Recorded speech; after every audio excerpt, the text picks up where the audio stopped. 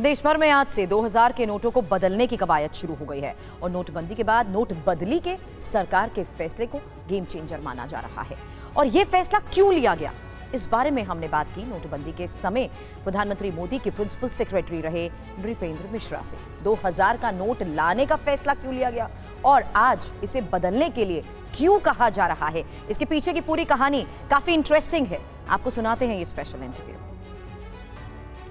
नमस्कार, आपके साथ मैं हूं समीर अब्बास। इंटरव्यू 9 में आपका स्वागत है। इस खास शो में हम आपकी मुलाकात कराते हैं न्यूज मेकर से और आज हमारे खास मेहमान हैं नृपेंद्र मिश्रा जी, जो कि 2016 की जब नोटबंदी हुई थी उस वक्त प्रधानमंत्री नरेंद्र मोदी के प्रिंसिपल सेक्रेटरी थे और इस वक्त राम मंदिर निर्माण ट्रस्ट के जो निर्माण समिति है उसके प्रमुख के तौर पर अपनी भूमिका बहुत शानदार तरीके से निभा रहे हैं। सर, बहुत बहुत स्वागत है नृपेंद्र जी आपका।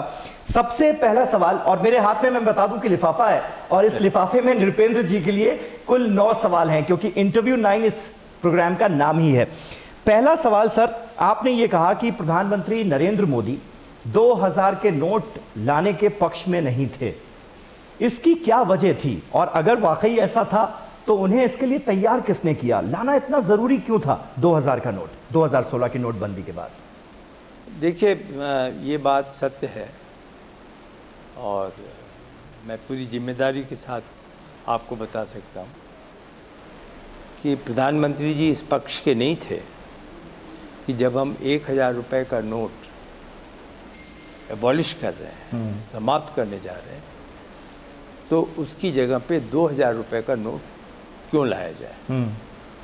उनका यह प्रश्न स्वाभाविक था और हम लोगों को उसका उत्तर देना चाहिए था कि उन्होंने पूछा कि आप 500, 200 रुपये और 1000 रुपये का नोट यदि लाना था, जो कि नहीं लाया गया, तो इसकी प्रिंटिंग क्यों नहीं कर सकी जाएगी। 2016 की नोटबंदी हुई और उसके बाद 2000 के नोट लाए गए।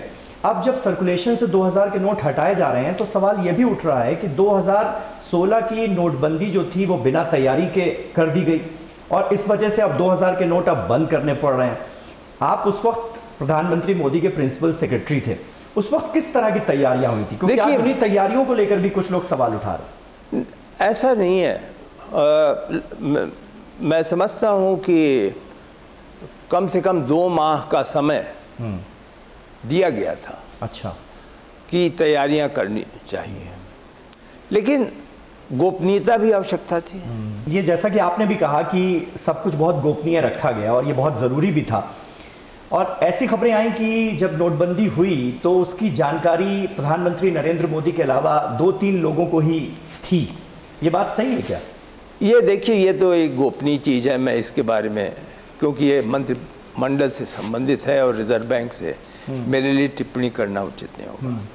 इसका लेकिन बड़ा असर होगा क्योंकि 2000 का बड़ा नोट है, जैसा कि आपने खुद ही कहा कि होर्डिंग के चांसेस ज्यादा हैं। हमने पिछले दिनों देखा ईडी इनकम टैक्स की रेड में भी लोगों के घरों से हजार के 2-2 के बंडल्स खूब निकले, तो इससे असर पड़ेगा आप मानते हैं? जी, ये तो होर्डिंग पे तो बहुत बड़ा असर पड़ेगा। आप यूँ सोचें कि जो स्पेस 2000 नोट के लिए अगर 500 के इकट्ठे करेंगे तो 4 गुना स्पेस उनको चाहिए होगा। बिल्कुल बिल्कुल। तो अच्छा, नोटबंदी से अलग थोड़ी हम बात कर लें क्योंकि प्रधानमंत्री नरेंद्र मोदी के विदेश दौरे जो हैं वो आजकल बड़े सुर्खियों में हैं। प्रधानमंत्री विदेश दौरे पर हैं और हम देख रहे हैं हर जगह जो इंडियन डायस्पोरा में क्रेज नजर आ रहा है प्रधानमंत्री नरेंद्र मोदी का, वो अपने आप में अद्भुत है।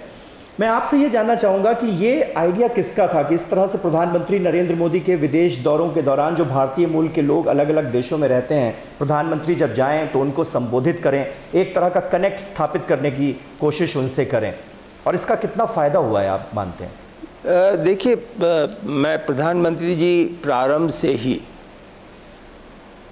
उनकी ये संवेदनशीलता थी कि एनआरआईज जी, जो विदेशों में लोग हैं, जो अत्यंत सफल हैं, जिन्होंने समय समय पे देश की सहायता भी की है। जैसे आपको याद होगा एक समय में बॉन्ड बनाए गए थे जिसमें एनआरआई का इन्वेस्टमेंट बहुत प्रमुख ढंग से आया था और डिपॉजिट आया था और हमारी जो विदेशी मुद्रा का संकट था वो थोड़ा कम हो गया था। तो इस प्रकार के योगदान के प्रति प्रधानमंत्री जी का यह मत था कि एनआरआई जो हमारे ही देश के नागरिक हैं उनको हमें जिस प्रकार की सुविधा देनी चाहिए वह हम नहीं दे पाए। इसलिए उन्होंने समय समय पे एक तरीके से लक्ष्य दिया कि आप ओसीआई का व्यवस्था शुरू की उन्होंने। आप उनको वीज़ा में क्या कर सकते हैं, लॉन्गर टर्म वीज़ा कैसे दे सकते हैं, प्रोफेशनल क्लासिफिकेशन पे वीज़ा को कैसे सुविधा दी जा सकती है। इसी श्रृंखला में उनका ये बहुत ही स्ट्रॉन्ग स्वयं मत था कि वो जब विदेश में जाएं तो वह विदेश में देशी होकर जरूर मिले। नृपेंद्र जी, आप खुद भी क्योंकि मंदिर निर्माण से इस हद तक जुड़े हुए हैं और आपके अनुभवों का भी बड़ा लाभ मिल रहा है। यहाँ तक कि हमने देखा किस तरह से मंदिर निर्माण की अगर बात की जाए तो नींव से लेकर गुंबद तक सब आपके निरीक्षण में बन रहा है। चैलेंजेस का सामना करना पड़ा, चुनौतियाँ अगर उनका जिक्र किया जाए तो चुनौतियाँ आपके सामने क्या क्या थी और क्या क्या हैं? सारांश में कहूँ तो 3 चुनौतियाँ थी। पहली चुनौती तो तकनीकी थी। अच्छा। तकनीकी चुनौती में मुख्य बात जो सभी को समझ में आ जाएगी वो यह है कि कोई भी जो निर्माण कार्य होना है, जैसे फाउंडेशन होना है, उसके ऊपर राफ्ट है, उसके ऊपर प्लिंथ है, उसके ऊपर स्टोन का वर्क है, तो कौन सी तकनीक इस्तेमाल की जाए, इसके चयन में आप विश्वास माने जितनी राय अन्य लोगों की होती है उसी प्रकार इंजीनियर्स की भी अलग अलग राय होती है। केवल अर्थशास्त्री की ऐसा नहीं होता कि ये राय अलग हो। सही बात। तो इंजीनियर्स भी अलग अलग राय देते हैं कि इसमें ऐसा किया जाए तो ये उचित होगा, ऐसा किया जाए। तो एक ये चुनौती थी और अंत में निर्णय लेना होता था जिम्मेदारी के साथ, और प्रायः वो लोग यह भी चाहते थे कि मैं लिखित में दूँ। सर, मैं ज़रूर ये कहना चाहूँगा आपसे कि आप देश के इतने प्रसिद्ध मशहूर ब्यूरोक्रेट रहे हैं। जब आपको पहली बार ये पता चला कि आपको राम मंदिर की निर्माण समिति का प्रमुख बनाया जा रहा है, आपकी पहली प्रतिक्रिया, आपका पहला रिएक्शन क्या था? और क्या प्रधानमंत्री नरेंद्र मोदी ने खुद आपको इसकी जानकारी दी थी?